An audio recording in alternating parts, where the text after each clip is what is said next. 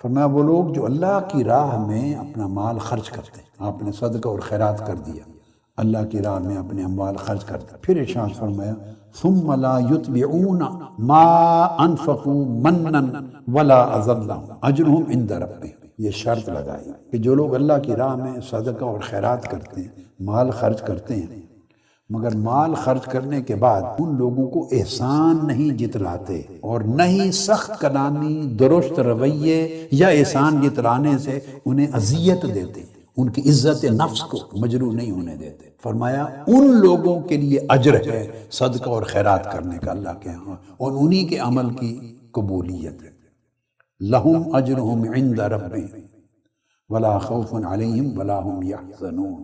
اب آپ دیکھ لیں، آپ نے صدقہ خیرات کر دیا کہ نیک عمل ہو گیا، عبادت ہو گئی، لیکن اس کے بعد شرط ہے اس کی قبولیت کی شرط کہ نہ زبان سے کوئی ایک ایسا لفظ بولیں جس لفظ سے جس پر آپ نے خیرات کی، جس کی مدد کی، جس کی اعانت کی، جس پر یہ بھلائی کی تھی، حاجت روائی کی تھی، ایک لفظ بھی ایسا نہ بولیں جس سے اس کے جذبات مجروح ہو، جس سے اس کی عزت نفس پر حرج آ جائے، وہ اپنے آپ کو حقیر سمجھے، چھوٹا سمجھے، اسے احساس گزرے کہ میں لینے والا ہوں۔ نہیں، دیں اور اسے لینے والا ہونے کا احساس نہ ہونے دیں، بلکہ اس امر پہ شکر ادا کریں کہ اس نے قبول کیا، کیونکہ اللہ رب العزت فرماتے ہیں کہ جو کسی شخص کو قرض حسنہ دیتا ہے، خیرات دیتا ہے، وہ اللہ اپنے دست قدرت سے قبول فرماتا ہے۔ آپ پر احسان ہے کہ اللہ رب العزت نے آپ کو اور آپ کی دولت کو اپنے کسی بندے کی ضرورت پورا کرنے کے لیے چن لیا، توفیق دے دیا، یہ آپ پر احسان، اس پر احسان نہ جتلائیں۔ ابراہیم بن ادہم ہے، حضور سیدنا غوث العظم شیخ عبد القادر جیلانی رضی اللہ تعالی عنہ ان کا ارشاد فرماتے ہیں لن ینال الرجل درجۃ الصالحین حتی یجوز ست عقبات، کوئی شخص صالحین میں، اللہ والوں میں شامل نہیں ہو سکتا، کوئی شخص صالحین اور اللہ والوں میں شامل، اللہ والوں کے زمرے میں داخل نہیں ہو سکتا جب تک 6 گھاٹیاں عبور نہ کر لے، 6 گھاٹیاں عبور نہ کر لے۔ وہ 6 گھاٹیاں کیا ہیں؟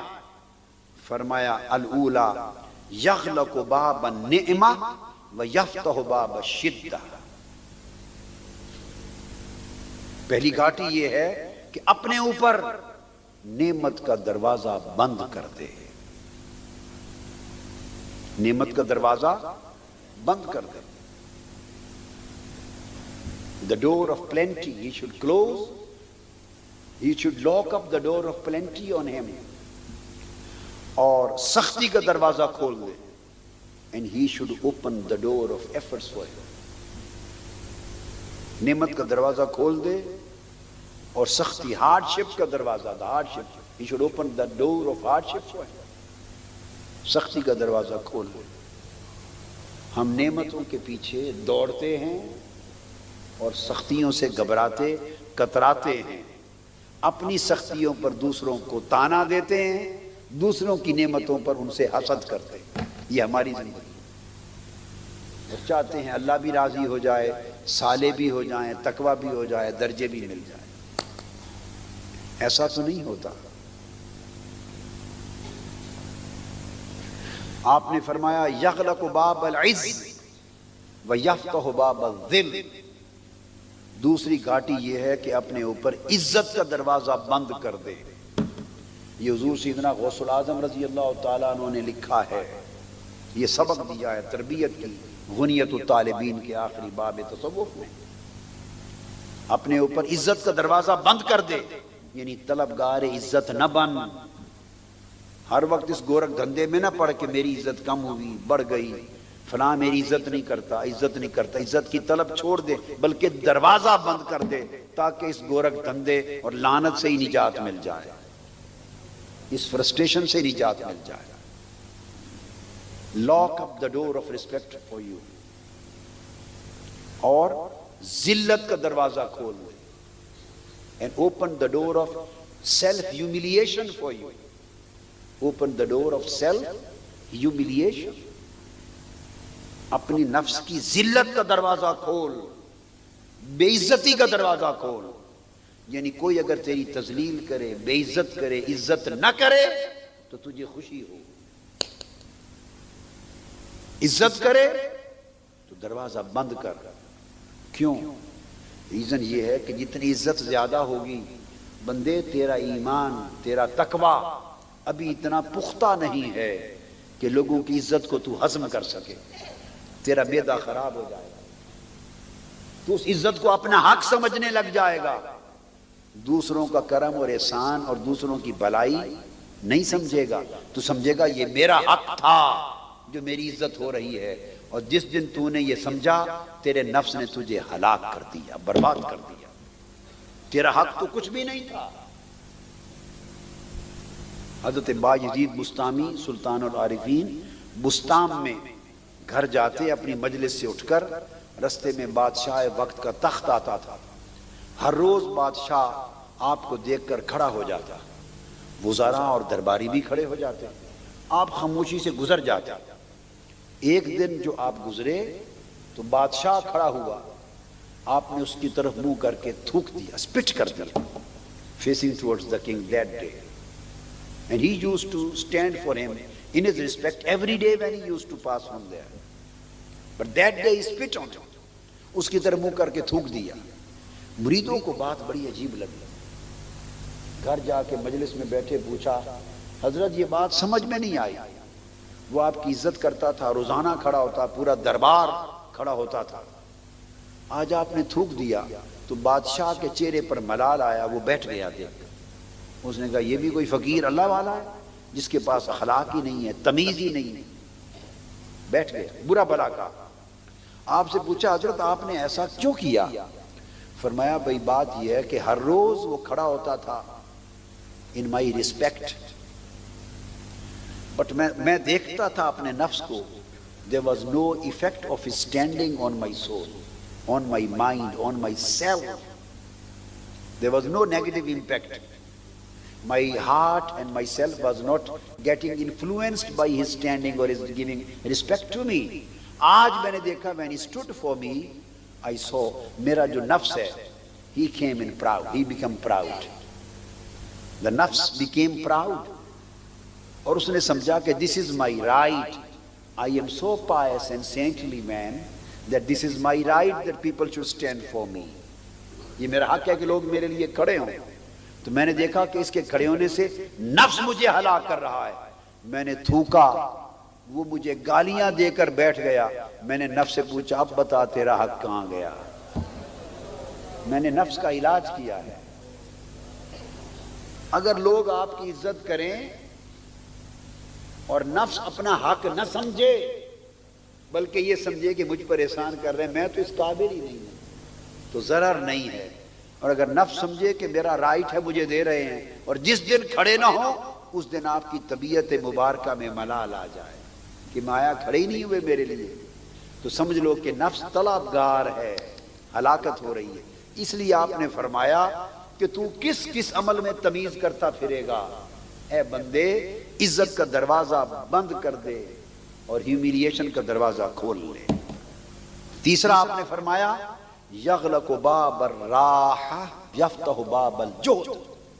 راحت اور آرام کا دروازہ بند کر دے اور محنت اور مشقت کا دروازہ کھول لے. تو آرام کرتا ہے، راحت کو پسند کرتا ہے اور ساتھ سمجھتا ہے کہ تو اللہ کا فقیر بھی بن جائے، اللہ والا بھی بن جائے. نہیں، فرمایا راحت کا دروازہ بند کر دے، محنت اور مشقت کا دروازہ کھول لے تاکہ اللہ کی بارگاہ سے تجھے راحت نصیب ہو. پھر فرمایا یغلق باب النوم ویفتح باب السحر. اور اپنے اوپر نیند کا دروازہ بند کر دے. Lock up the door of sleep and open the door of wakefulness. نیند کا دروازہ بند کر دے اور بیداری کا دروازہ کھول لے. بیداری کا دروازہ کھول لے.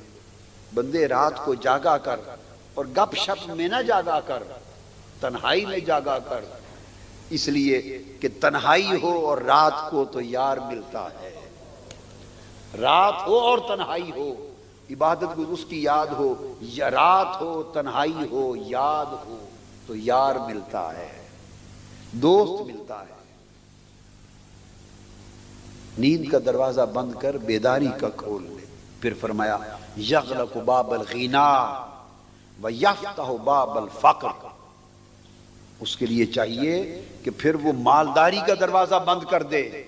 یہ جو دنیا کو اکٹھا کرنے کے حرص میں لگا ہوا ہے، وہ مالدار ہو گیا، وہ مالدار ہو گیا، اس کے پاس اتنی گاڑیاں، اتنے مکان، کوٹھیاں، سہولتیں، آسائشیں، راحتیں، سکون۔ فرمایا یہ سارا کچھ جو وہ لوگ جمع کرتا پھرتا ہے، اس کو تو اس لیے نہ دیکھ، یہ سمجھ دوسرے کو یہ چیزیں دیکھے تو سمجھ اللہ کی نعمت ہے، اور اپنے لیے طلب نہ کر، یہ سمجھ کے بڑی آزمائش میں پڑ جاؤ گا۔ یہ اپروچ مختلف ہے۔ یہ چیزیں دوسرے کے پاس دیکھو تو حسد سے اپنے آپ کو بچانے کے لیے سمجھو اس پر اللہ کی نعمت ہے، اور ان چیزوں کی خود طلب نہ کرو، خواہش نہ کرو، حرص نہ کرو، اور یہ سمجھو کہ اگر یہ چیزیں میرے پاس آئیں تو کہیں میں اللہ کو بھول نہ جاؤں، بڑی آزمائش میں نہ آ جاؤں، کہیں آزمائش میں ناکام نہ ہو جاؤں۔ تو فرمایا اپنے اوپر فقر کا دروازہ کھول لے، کم ہوگا پوچھ گچھ بھی کم ہوگی، کم ہوگا تو پوچھ گچھ بھی کم ہوگی، زیادہ ہوگا تو پوچھ گچھ بھی اتنی ہوگی۔ پھر آپ نے فرمایا چھٹی گھاٹی السادسہ یغلق باب العمل ویفتح باب الاستعداد للموت، عمل امید۔ فرمایا امید کا دروازہ اپنے اوپر بند کر لے، اور اے بندے امید کا جو دنیا کی امیدیں ہیں، یہ دنیا سے جو امیدیں لگا بیٹھا، یہ بھی ہو جائے، یہ ہو جائے گا، یہ مل جائے گا، یہ ہو جائے گا، دنیا کی امید کا دروازہ بند کر دے، اور کیا کر، موت کا، آخرت کی تیاری کا دروازہ کھول لے۔ فرمایا موت کی تیاری کر، ایسے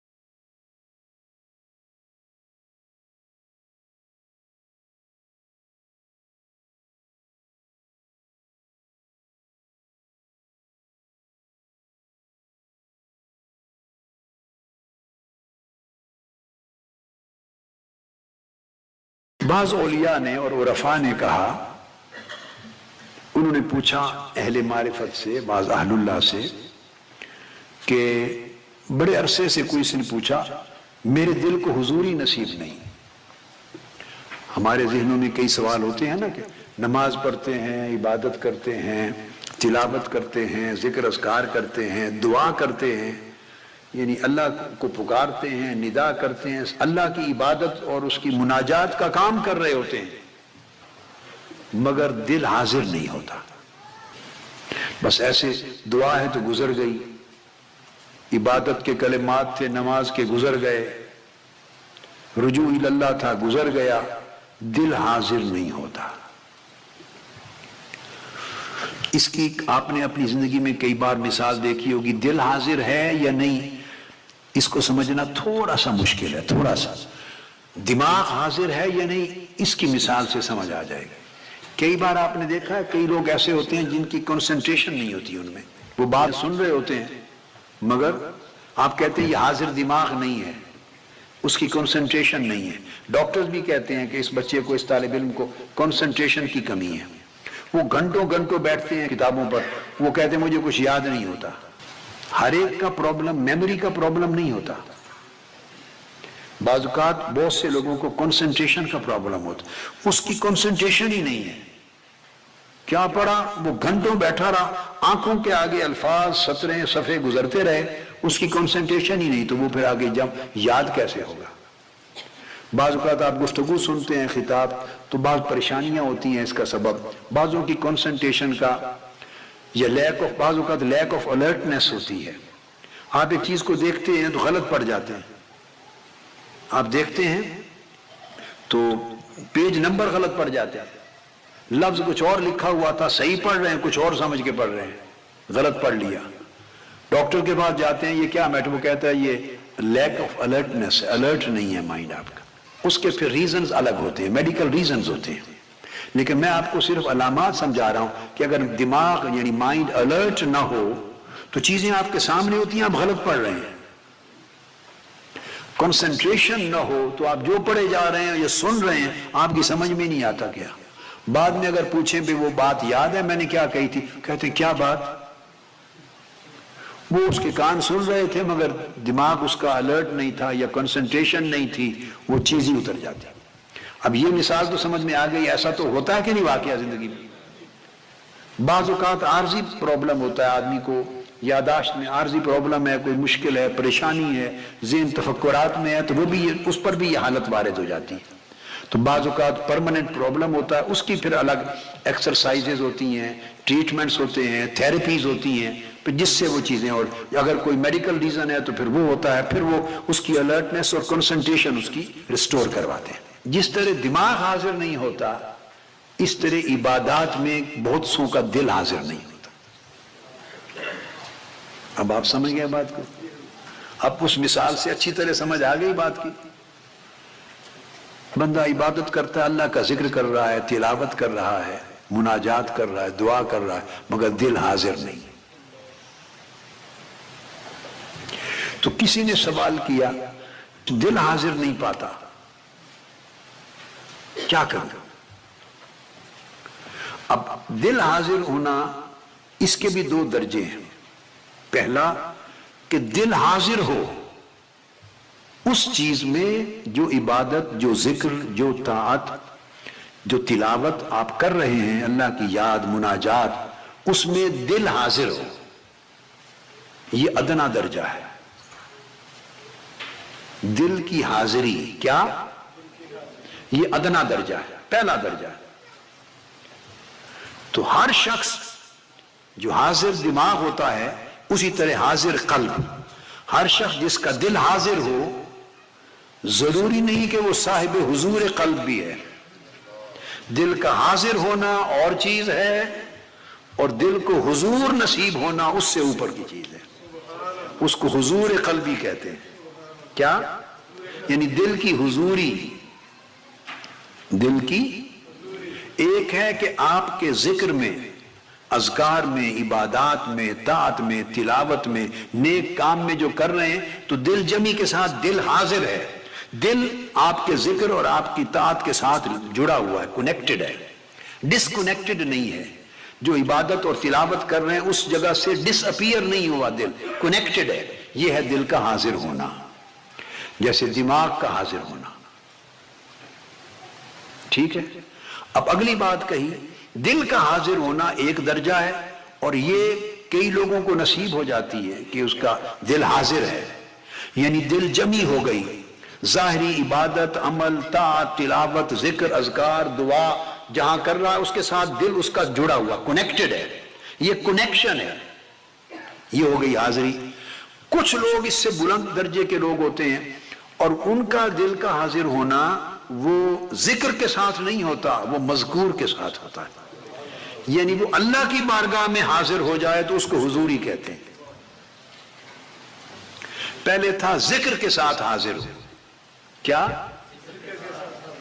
اور اب کیا بات بتا رہا ہوں، جس کا ذکر ہو رہا ہے اس کی بارگاہ میں حاضر ہو،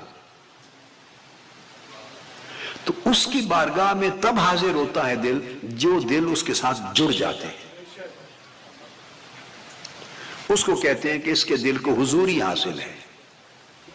اس کے دل کو حضوری رسائی ہے. کیا؟ اب اس کو بھی مثال سے سمجھا دوں تاکہ آپ کو اور ایزی ہو جائے.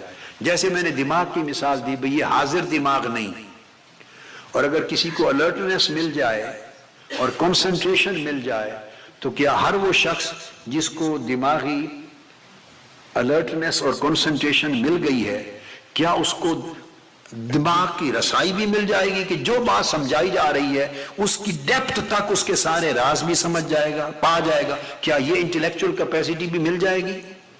نہیں. ابھی تو الرٹ ہوا ہے، بقایا تو کیپیسٹی ہے، کتنا اس کو پاتا ہے اور کتنا نہیں پاتا. تو پہلا درجہ کہ جو غیر حاضر تھا دماغ، وہ کم سے کم حاضر ہو گیا. اب حاضر ہو جانے کے بعد کتنا سمجھتا ہے، کتنی رسائی پاتا ہے اور کتنی نہیں پاتا، یہ پھر اس کا اپنا، اب سمجھ گیا، نصیب ہے. اسی طرح دل کا حال ہے. جو غیر حاضر تھا وہ حاضر ہو گیا، وہ حاضر ہو گیا. اور اب اس سے آگے حاضر ہونے کا مطلب یہ نہیں کہ رسائی بھی پا گیا. جس کا ذکر ہو رہا تھا، جو مذکور تھا، جس بارگاہ میں کی یاد ہو رہی تھی کہ اس بارگاہ میں بھی پہنچ گیا. تو اس مجلس میں حاضر ہونے کا مطلب نہیں کہ وہاں بھی پہنچ گیا، وہ رسائی ہے، اس کو حضوری کہتے ہیں. تو اب کسی نے کہا کہ وہ بات بیان کی کہ میرا دل حضوری نہیں پاتا. حاضری کی بات نہیں کی. کیا؟ حاضری کی بات، حضوری نہیں پاتا. اس بارگاہ میں نہیں جاتا میرا دل، وہاں اس بارگاہ میں دل کو غائب پاتا ہوں. پوچھا کہ کب میرا دل وہاں پہنچے گا کہ میں دل کو پاؤں اللہ کی بارگاہ میں؟ کب ایسا ہوگا؟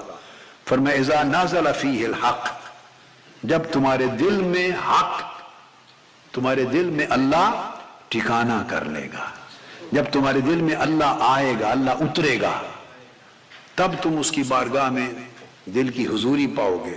تو انہوں نے پوچھا کہ اللہ کب اترے گا میرے دل میں؟ اللہ کا نزول، کیا میرے دل میں اللہ کا نزول کب ہوگا؟ اللہ کب میرے دل میں آئے گا؟ تو جواب دی ازرتحل عنہ ما دون الحق، فرمایا جب اس کے غیروں کو دل سے نکال دو گے. جب غیر چلے جائیں گے تو وہ آ جائے گا. وہ غیروں کے ہوتے ہوئے اس دل میں نہیں آتا. یہ بات سمجھ میں آئی؟ اور غیر کون ہے؟ ہر وہ چیز جو اللہ کو پسند نہیں ہے. تو دل میں اس کی محبت اور شہوت اور رغبت بھی پڑی ہوئی ہو اور چاہیں کہ اس میں اللہ بھی آ جائے تو اللہ کی غیرت اسے گوارا نہیں کرتی. وہ کہتا ہے بھئی تم نے ان کو دل میں سجایا ہوا ہے تو اسی سے دل لگا لو. فرمایا اذا ارتحل عنہ ما دون الحق، جب اس کے غیر نکل جائیں گے تب وہ آ جائے گا. خلاصہ اس کلام کا، ہر تمنا دل سے رخصت ہو گئی. واہ واہ واہ. ہر تمنا دل سے رخصت ہو گئی. اب تو آ جا، اب تو خلوت ہو گئی. تو اس کا قاعدہ یہ ہے کہ جب اس کے غیر چلے جاتے ہیں دل سے اور دل نیا خانہ بن جاتا ہے، خلوت کدہ بن جاتا ہے، اس میں کوئی اور غیر نہیں رہتا اور دل خالی ہو جاتا ہے، اس وقت وہ جلوہ گر ہو جاتا ہے.